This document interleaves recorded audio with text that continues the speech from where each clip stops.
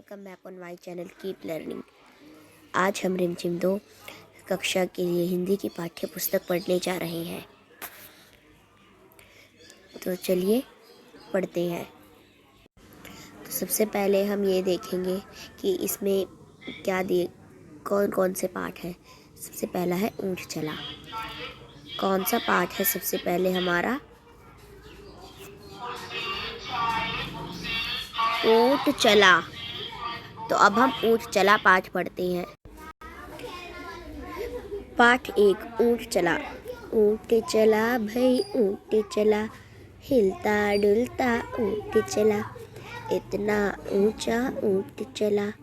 ऊँट चला भाई ऊँट चला, ऊंची गर्दन ऊंची पीठ, पीठ उठाए ऊँट चला। बालू है तो होने दो, बोझ ऊँट को ढोने दो। नहीं फंसेगा बालू में भी ऊँट चला।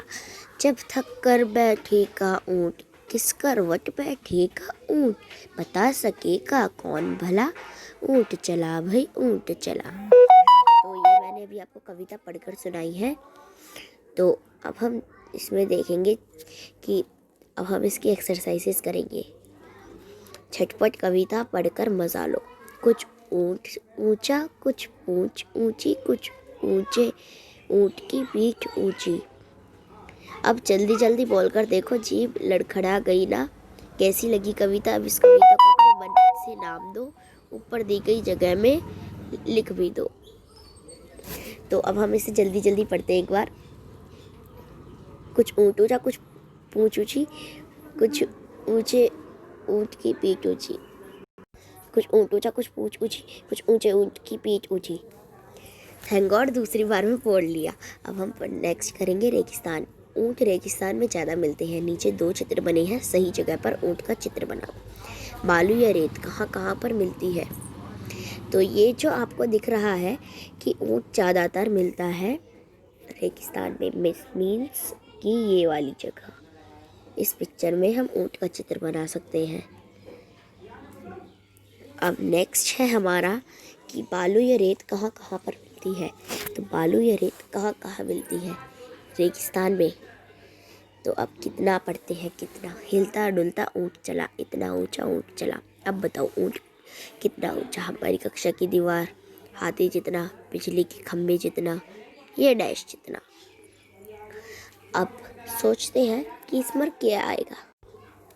तो आपको यहाँ पर सोच कर लिखना होगा। हाथी कितना मोटा?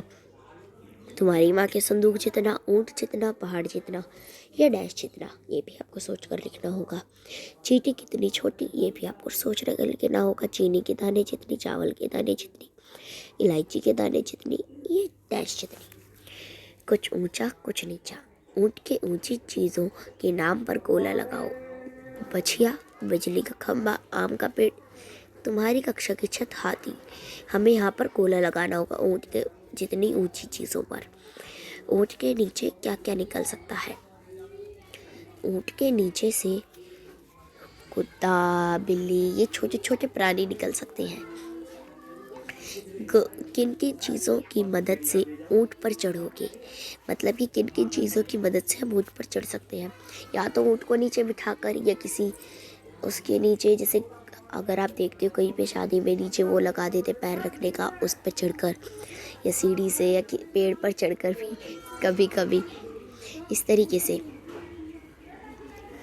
सफ़र का सामान, ऊंची गर्दन ऊंची पीठ, पीठ उठाए ऊँट चला। तो अब बताओ ये सब क्या उठाकर चलेंगे?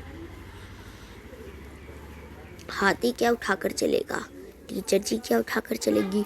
पिताजी क्या उठाकर चलेंगे? शेर क्या उठाकर चलेगा? दादाजी क्या उठाकर चलेंगे?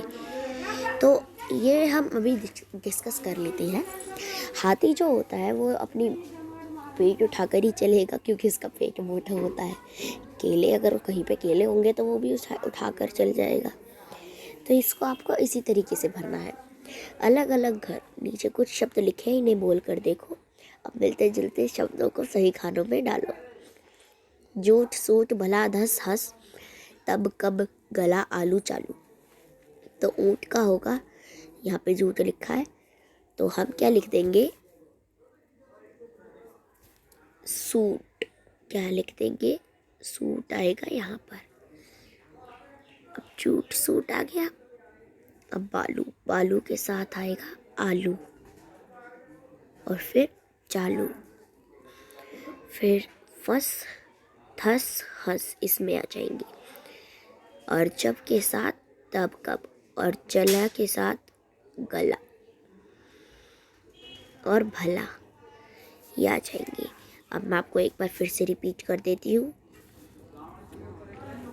कि जूट सूट आएंगे ऊँट के पास, बालू के साथ आएंगे आलू चालू, फस के साथ आएंगे धस हस, चला के साथ आएंगे भला गला, और जब के साथ आएंगे कब तब। अब ऐसे ही और शब्द सोचकर लिखने होंगे लास्ट में। अब अक्षर की बात, कविता में बा से शुरू होने वाले शब्द कौन कौन से हैं उनके नीचे रेखा खींचो। तो कविता में कई जगह पर दिए गए हैं बा से शब्द, जैसे कि ब से शब्द तो इसमें बहुत सारे हैं, बालू हो गया और पता, तो आपको वो सब छांट कर लिखने हैं, रेखा खींचनी है। तुम्हारा नाम किस अक्षर से शुरू होता है, उस अक्षर के 4 शब्द और लिखो। देखो जैसे कि मेरा, अगर आपका नाम हो, किसी बच्चे का नाम ले लेते हैं, जैसे कि ईशानवी, तो उसका ई से शुरू होता है, तो ई से 4 शब्द लिखने हैं, जैसे ई से इमली, ई से ईख, या और भी। तो बोझा, भालू है तो होने दो, बोझ ऊँट को ढोने दो। बहुत से जानवरों को बोझा ढोने के लिए इस्तेमाल किया जाता है, क्या तुम्हें यह ठीक लगता है? क्यों? बहुत से जानवरों का इस्तेमाल किया जाता है, जैसे कि गधा हो गया, पर मुझे ये चीज़ ठीक लगती है। कई जानवरों के ऊपर ठीक भी लगती है और कई जानवरों के ऊपर ठीक भी नहीं लगती, क्योंकि गधे जो होते हैं उनका तो उनको बोलते हैं कि वो अगर काम नहीं करेंगे तो बहुत ही ज़्यादा आलसी हो जाएंगे, इसलिए। और कई जानवरों को मुझे अच्छा भी नहीं लगता, क्योंकि वो बहुत ही थके हारे होते हैं और उन्हें फिर भी काम करवाते हैं, खाना पीना नहीं देंगे। तुम्हारे आसपास कौन कौन बोझ उठाते हैं? हमारे आसपास उठाते हैं गधे, या एक तो जानवर और। कविता बढ़ाओ। अक्की बक्की तरक करे तरक्की, अक्की बक्की करे तरक्की।